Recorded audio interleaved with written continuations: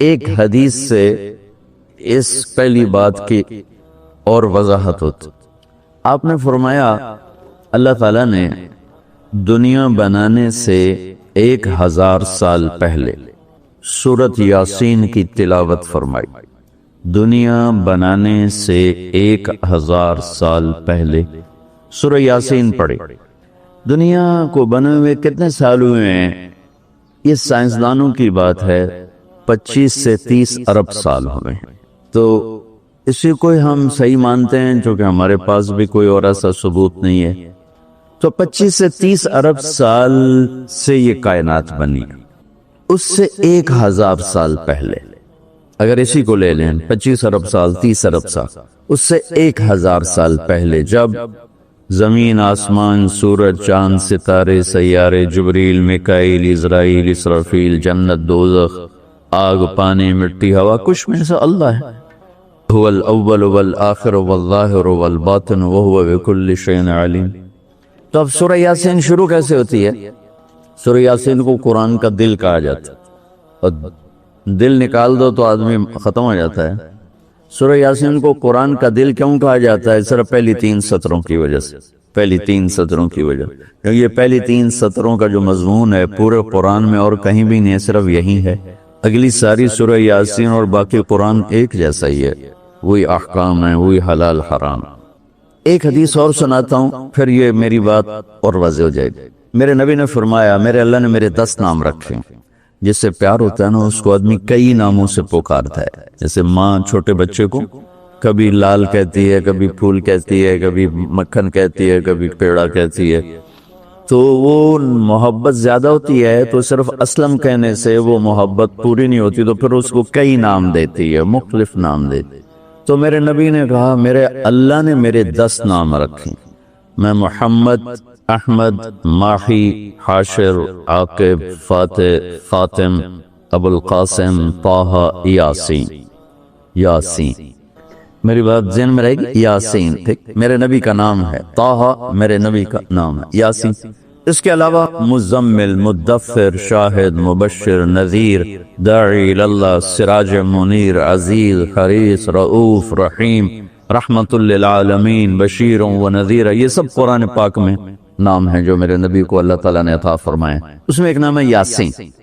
اب زمین آسمان بنے نہیں، اس سے 1000 سال پہلے میرا اللہ یوں کہہ رہا ہے یاسین. میرا نبی کا نام ہے یاسین والقرآن الحکیم انک لمن المرسلین. یاسین مجھے قرآن حکیم کی قسم آپ میرے رسول ہیں. کوئی سامنے کھڑا ہوا ہے، موجود ہے. اگر کوئی سامنے نہ ہو اور صرف خبر دی جائے کہ ایک میرے رسول آنے والے، پھر قرآن ہوتا یاسین والقرآن الحکیم انہو لمن المرسلین. وہ ایک آئے گا وہ میرا رسول ہے، وہ آ چکا ہے، وہ سامنے ہے اور اللہ ان کو دیکھ کے کہہ رہے ہیں انک لمن المرسلین، آپ میرے عالی شان رسول ہیں، علی صراط مستقیم، اور آپ سیدھے راستے پر ہیں. یہ 3 جملے ہیں جو قرآن کا دل بنا رہے ہیں سورہ یاسین. کیونکہ رسالت نکال دو تو پیچھے تو کفر ہی کفر. تو اس ہستی کو وجود بخشا جسے سب سے زیادہ پیار دیا، پیار کیا. جب آدم علیہ السلام اور اماں جان کا نکاح ہوا جنت میں حوا علیہ السلام، تو اللہ تعالیٰ نے فرمایا کہ آدم اپنی بیگم کو مہر ادا کرو. ہم بھی مہر اس وقت سے چلا.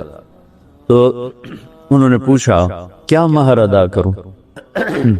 تو اللہ تعالیٰ نے فرمایا کہ تیری نسل میں میرا آخری نبی آنے والا ہے، اس پہ ایک دفعہ درود شریف پڑھ دو، یہی اس کا مہر. یہ تیری بیگم کا مہر ہے کہ میرے محبوب پہ ایک دفعہ درود پڑھ دے، بس یہ مہر ہے. تو آدم علیہ السلام بھی سوچ میں پڑ گئے کہ یہ کون ہے جو میری نسل میں ہے اور مجھے اس پہ درود پڑھنے کا حکم دیا جا رہا. یہ ہمارے اوپر اللہ کا احسان ہوا کہ اس نے ہمیں ایک عالی شان نبی کا امتی بنایا.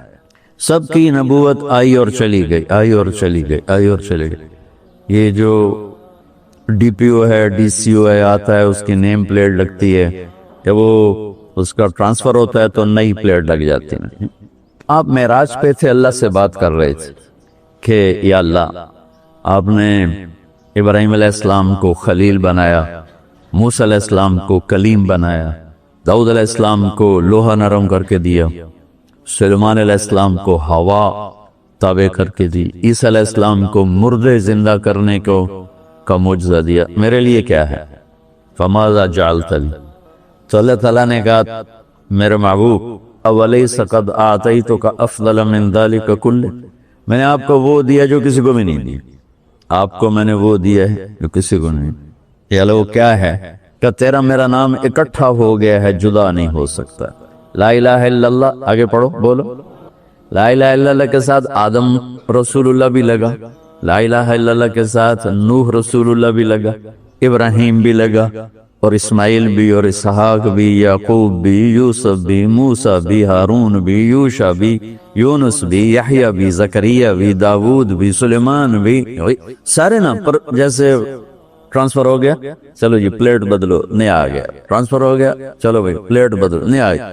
اللہ نے کہا میرے محبوب یہ جو میں نے اپنے نام کے ساتھ تیرا نام جوڑا ہے نا، اسے قیامت کا دھماکہ بھی نہیں جدا کر سکے۔ لا الہ الا اللہ محمد رسول اللہ ذکرت الا ذکرت معی، قیامت تک تیرا میرا نام اکٹھا ہو، جدا نہیں ہو سکتا۔ پھر اللہ نے بڑی خوبصورت مناسبت پیدا کی، اللہ کے لفظ میں نقطہ کوئی نہیں، محمد کے لفظ میں نقطہ کوئی، احمد کے لفظ میں نقطہ کوئی۔ علماء کہتے ہیں کہ جو نقطے والے حرف ہیں وہ کمزور ہیں، چونکہ وہ نقطے کے محتاج، اور جو بغیر نقطے والے حرف ہیں وہ طاقتور ہیں، جو ان کو نقطے کی ضرورت کوئی۔ تو اللہ نے اپنے نام کے لیے کوئی نقطے والا حرف نہیں، اپنے حبیب کے لیے دو نام کو قرآن میں آئے محمد و احمد، کوئی نقطہ نہیں۔ دوسری مناسبت، اللہ کے نام میں 4 حرف ہیں، الف لام لام ہا، 4۔ محمد میں اللہ نے 4 حرف رکھے، میم ہا میم دال۔ احمد میں اللہ نے 4 حرف رکھے، الف ہا میم دال۔ تو اللہ نقطہ کوئی نہیں، محمد احمد نقطہ کوئی نہیں، اللہ 4 حرف ہیں، محمد اور احمد 4 حرف ہیں، یہ 12 ہو۔ جب اللہ نے کلمہ جوڑا لا الہ الا اللہ محمد رسول اللہ، تو لا الہ الا اللہ میں بھی 12 حرف ہیں، اور محمد رسول اللہ میں بھی 12 حرف ہیں، زطول کے ہمیں لیے۔ تو اللہ تعالیٰ نے فرمایا کہ میرے محبوب آپ کو میں نے وہ دیا ہے جو کسی کو بھی نہیں دیا، کہ قیامت تک آپ کا نام میرے نام کے ساتھ جڑ گیا ہے، اور اب مجھ تک آنے کا کوئی راستہ نہیں سوائے آپ کی غلامی کی۔ جو اللہ تعالیٰ ہمارے شاعر کی بخشش کرے کہ محمد سے وفاتوں نے تو ہم تیرے ہیں، یہ جہاں چیز ہے کیا لوح و قلم تیرے ہیں، کیا خوبصورت سارے اسلام کو ایک شعر میں بیان کر دیا۔ تو اللہ تعالیٰ نے ہمیں جناب رسول اللہ صلی اللہ تعالی علیہ وسلم کی نبوت دی، پھر اللہ نے آپ کی نبوت کی پر ایسی حفاظت فرمائی کہ کوئی چیز آپ کی ادھر ادھر نہیں ہونے، کوئی چیز زندگی میں جس چیز کو میرے نبی نے یوں ٹچ کیا ایک دفعہ، اللہ نے اس کو بھی محفوظ کر دیا ہے۔ 1439 سال ہو چکے ہیں، آپ کی زندگی کی کوئی چیز غائب نہیں ہے، محفوظ ہے، قرآن کی طرح، لوح محفوظ کی طرح میرے رب کا اپنے محبوب کی زندگی پر پہرا ہے۔ کیوں؟ چونکہ قیامت تک نمونہ آپ کی ذات، تو آپ کی ذات نمونہ ہے تو پھر نمونہ موجود ہونا چاہیے۔ عیسیٰ علیہ السلام کی زندگی موجود ہی کوئی نہیں، موسیٰ علیہ السلام کی زندگی موجود ہی کوئی نہیں، لیکن میرے نبی کی زندگی پیدائش سے لے کر اور دنیا سے جانے تک کی ہر چیز موجود ہے۔ اس کی ایک میں مثال دیتا ہوں کہ ہمارے ہاں یہ تو پیڑھی والے لوگ ہیں نا کہ ان کا سلسلہ نسب اللہ کے نبی سے مل، ہم تو راجپوت سے مسلمان ہوئے، پتہ نہیں کیڑی پیڑھی مسلمان ہوئے، پیچھے ہندو تھے، سکھ تھے، وہ بھی کوئی پتہ کوئی نہیں۔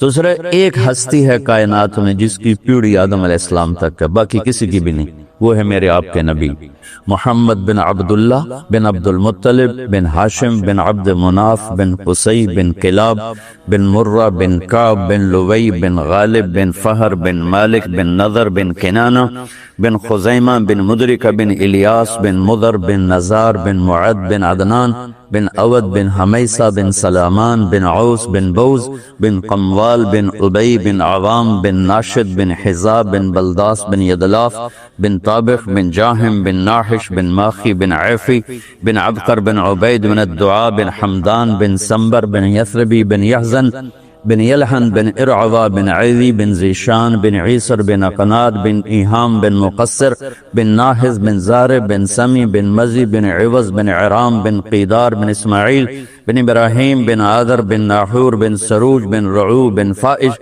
بن عابر بن ارفخشاد بن سام بن نوح بن لامک بن متوشالہ بن ادریس بن یرد بن ملحل ایل بن قینان بن آنوش بن شیس و بن آدم علیہ السلام۔ یہ میرے نبی کی میں نے گھوٹکی میں بیان کیا، پرانی بات میں نے پیڑھی سنائی۔